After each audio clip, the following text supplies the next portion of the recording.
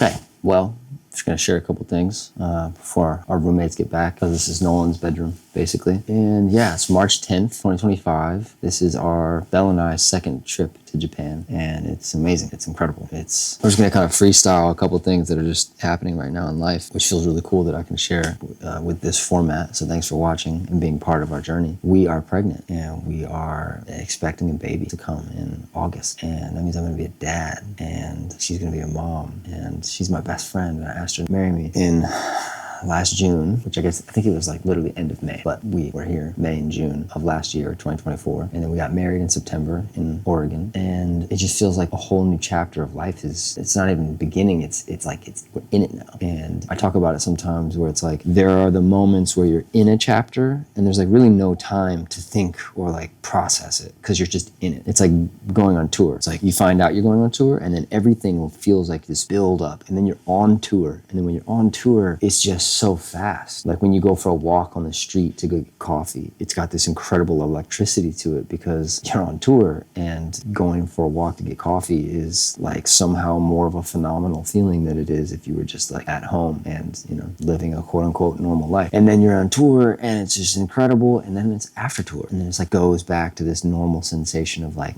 normalcy or regular life, which just has a different feeling and pace and texture to it. And last year we were talking about that, of like, it feels like we were before a chapter, and now that chapter, it's like it was raising, and now that chapter's here, and so we're in it. And yeah, I mean, in terms of chapters, like marriage, parenthood, like that chapter is not going to end anytime soon. The chapter's like, now it's just starting, and it's a theme that's going to go for the rest of our life. And we both really feel like that, like, wow, this is just like home. It just feels like it's like this feeling of like, oh, I knew this was coming. I just had no idea when or how. Like I just couldn't see any of those details. But now that it's here, it's like, yeah, this is it. This is what the feeling we felt was coming. It's like, oh, it's here now. And so part of that feels like Japan, man. It just feels like, how cool would it be to say, yeah, like I grew up in Japan and I learned how to speak English while I was also learning how to speak Japanese. And growing up, my parents kind of went back and forth between Japan and Texas in America. And my parents were artists, and we got to travel and do different art projects. And I got to absorb different cultural, vibrations as my parents traveled and did cool stuff. But, we had a real sense of home in America. And Belle's side of the family's in Arizona, my side of the family's in really scattered all over. My mom and dad go from Texas to Michigan pretty much every 6 months. I have family in Texas, in South Carolina, in Michigan, in New York, California, Oregon. So my sense of family has kind of always had this feeling of like a texture of insecurity, I suppose, but also security in a commitment to art, honestly. Like the thing that was super sturdy was like art. And I challenged pretty much every one of my father's philosophies from my late teens to my late 20s. I mean, every single one that I came up against and I became aware of, doing shadow work, doing, the entheogenic self-realization, Raja Kriya Yoga, shadow work, quantum inner child healing, return to crystallinity and Christ consciousness, giving my life to Christ, finding the Bodhi, Bodhisattva, Tathagata, Buddha, meditation, shamanic alchemy, trauma therapy, past life regression, somatic therapy, all of the trainings and everything, they all brought up those shadows of my undealt with and uninvestigated family belief systems. And my mom has plenty of family belief systems that are coming through her codex and her coding, and so did my father. But my father is just a bit of an extraordinary character. My mother is as well, but you look at our family dynamic and you can see my father's electromagnetic signal from far away. And so for me, it felt like to be free or to be liberated or to be at least cognitively aware that I was unconscious of some of my belief systems. A lot of it felt like I was being programmed by my father's unconscious derivatives and his father's father. So masculine and feminine both needed alchemy. They both needed attention. They both needed self-realization. They both needed some awareness and some assistance in healing. And out of all of them, the one that I've kind of like come back to most appreciatively, yes, nature and discipline and some all kinds of, there's several, but one of them probably more than others that is so prominent in his life and in our family culture is a dedication to artistry and a dedication and a devotion to, it might look selfish, honestly. And I've seen him go through such scrutiny. And it's a bit of a paradox too, because like your ability to be of service to others in a funny way shows up really clearly in the shamanic and, self-realization yogic lineages of and rites of passage is like you can't really serve others until you are sturdy on your own. Otherwise, your service to others is kind of a clawing at the windscreen of finding purpose before you know purpose. And knowing your purpose is knowing yourself, and to know yourself is largely a selfish activity. It's a selfish activity that leads to a selfless life, which I think is what artistry really is. You make art, where does it go? Art goes to other people. You might enjoy making art, but if it only scratches your own itches, I don't know, but some people make incredible lifestyles out of making art that is just for them. I can only go off of what I've seen and what I have been shown and what I've seen in close proximity, how it works behind the curtain, so to speak. And anyways, long story short, now we're going to have a kid and be parents, and we want more than one baby, like start with one. Okay, that's one step at a time. But one thing we are feeling so clear about is like a devotion to our art. And that'll give us a sense of spaciousness for all of those social bonds and bindings and, obligations that come with being a human being. You have to have tribe and you have to have family. And not everyone's family is the same by definition, And I guess just being here in Tokyo is just showing that. Just seeing it and feeling it. Like, man, I'm talking to family members every day. Our nighttime is their morning. Our morning is their nighttime. And you can talk to people every single day. You can do FaceTimes. And yeah, I'll see you in a month. Or based on the travels, like I'll see you soon. But man, the feeling of like living over here, and I don't sense I'll be one place forever. No way that's going to happen to me or us anyway. But if we're going to do some type of a, part-time living thing and have a home base, Tokyo feels part of it. Japan feels part of it. I could see Tokyo for a while, and I don't know, maybe there's some other area that we don't even know about yet that's still going to just like blow our minds with inspiration and like make us really, really want to go and stay and raise a child there. So cross that bridge when we get there. But yeah, I'm super close to finishing this book, Moon Theory.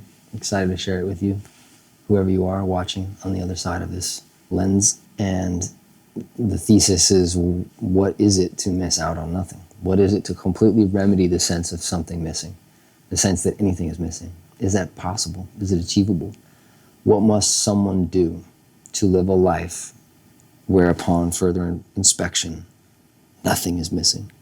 It feels so rare because it's been normalized in the world that we are deprived because of the modern overstimulation, simulation situation.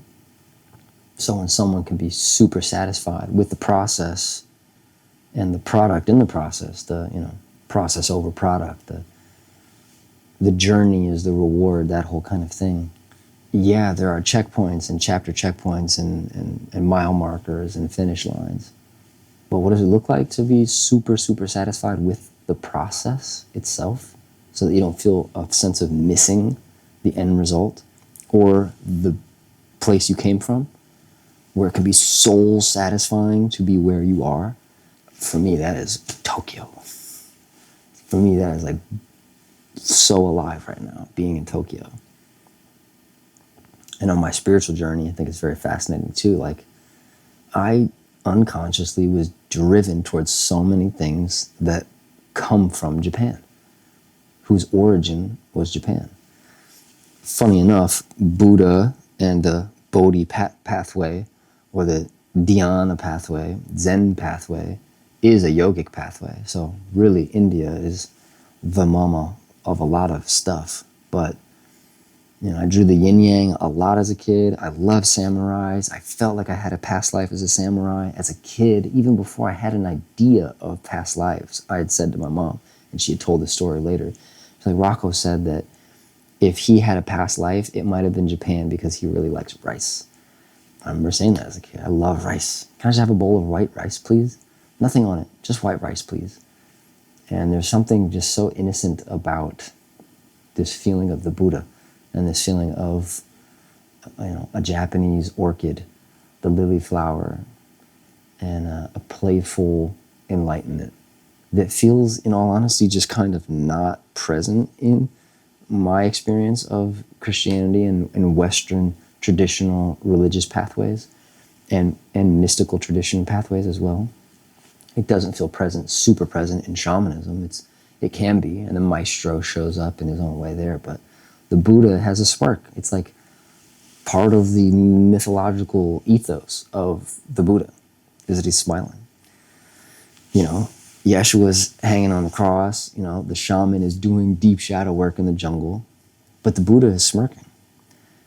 And so there's this feeling that I am uncovering and unraveling while being here in Japan and in Tokyo, of like being by the Buddha, or at least having its ethos reflected back to me in a bit more of a close proximity kind of way. Its mirror is far more often than when I'm in Texas, in Waco, Texas, specifically.